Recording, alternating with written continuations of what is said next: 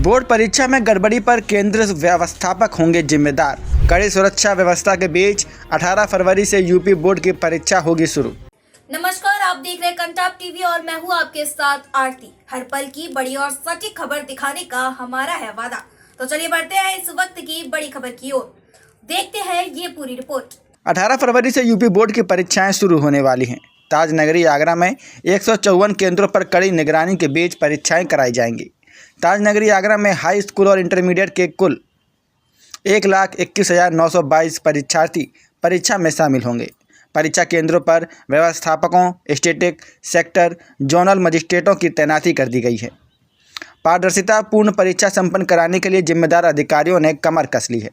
परीक्षा केंद्रों पर छात्राओं की तलाशी के लिए अलग से महिला पुलिसकर्मी और शिक्षिकाएं लगाई जाएंगी। परीक्षा केंद्रों में सीसीटीवी कैमरा, शौचालय, पेय, प्रकाश आदि व्यवस्थाएं सुनिश्चित की गई हैं।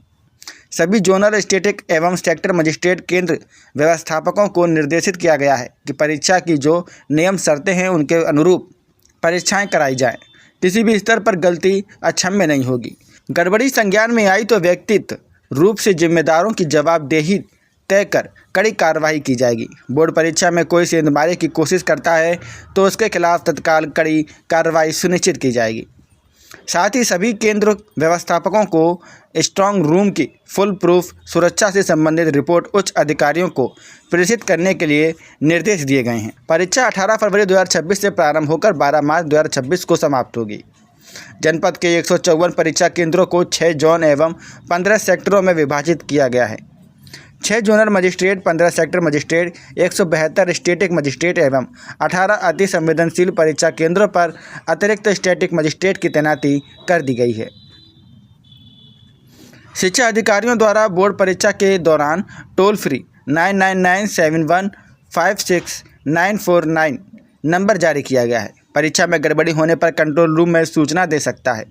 परीक्षा केंद्र परिसर के अंदर परीक्षार्थियों को पाठ्य सामग्री, पेजर, मोबाइल फ़ोन, कैलकुलेटर आदि ले जाने की अनुमति नहीं होगी। सभी 154 परीक्षा केंद्रों को जिला मुख्यालय कंट्रोल रूम से जोड़ा गया है, जिसकी मॉनिटरिंग जिम्मेदारी अधिकारी करेंगे। अधिकारियों ने साफ कर दिया है कि अगर कोई भी परीक्षा में सेंध लगाने की कोशिश करेगा तो उसके खिलाफ सख्ती से निपटा जाएगा। बोर्ड परीक्षा 2026 18 फरवरी से शुरू होकर 12 मार्च तक चलेगी। आगरा मंडल के 472 कुल परीक्षा केंद्र हैं, जिसमें 3,22,378 परीक्षार्थी परीक्षा दे रहे हैं हाई स्कूल और इंटर। परीक्षा को शांतिपूर्ण और नकल मुक्त कराने के लिए सब तैयारियां पूरी कर ली गई हैं। सबसे महत्वपूर्ण है डिस्ट्रिक्ट कंट्रोल रूम। प्रत्येक परीक्षा केंद्र सीसीटीवी सर्विलांस में है। परीक्षा केंद्र का प्रत्येक कक्ष और परीक्षा कार्य से एंगेज्ड रूम सारे के सारे डिस्ट्रिक्ट कंट्रोल रूम पर हैं और डिस्ट्रिक्ट कंट्रोल रूम सारे स्टेट लेवल कंट्रोल रूम से कनेक्ट हैं। अगर किसी परीक्षा केंद्र पर कोई अनियमित गतिविधि होती है तो वो तत्काल संज्ञान में आती है और अकॉर्डिंगली उस पर कार्रवाई होगी।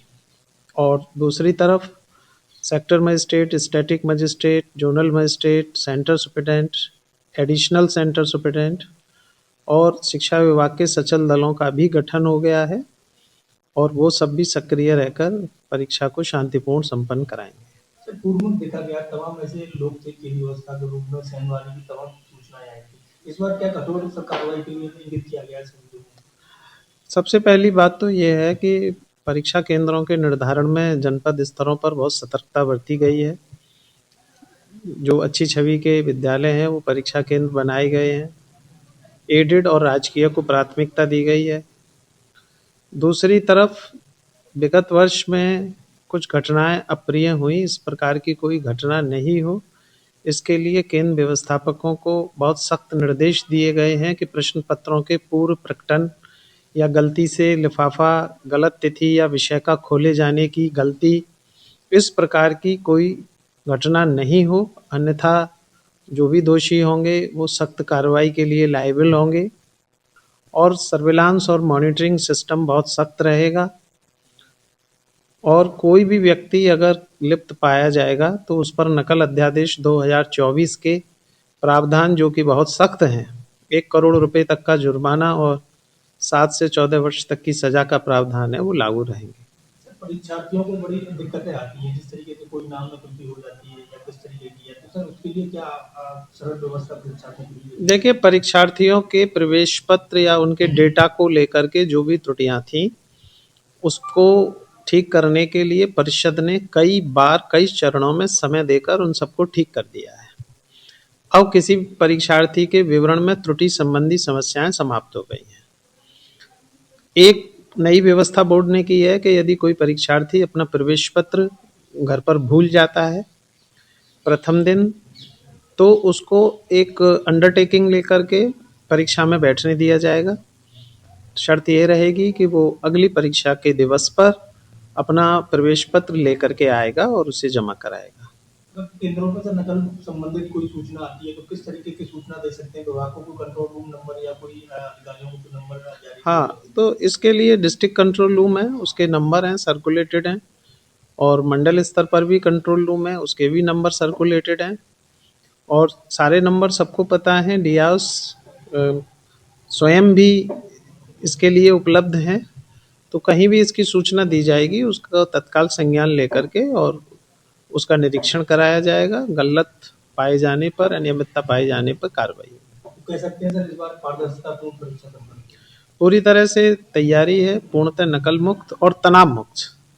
बच्चों को कोई तनाव नहीं हो, अच्छे पढ़ने लिखने वाले बच्चे आराम से और बिना किसी टेंशन के परीक्षा दें। और फिलहाल इस खबर में इतना ही। हर बड़ी और छोटी खबर की सटीक जानकारी के लिए बनी रहिए कंटाप टीवी के साथ। आप देखते रहिए कंटाप टीवी, जो खबरें दिखाई नहीं जाती असर भी करती हैं। नमस्कार।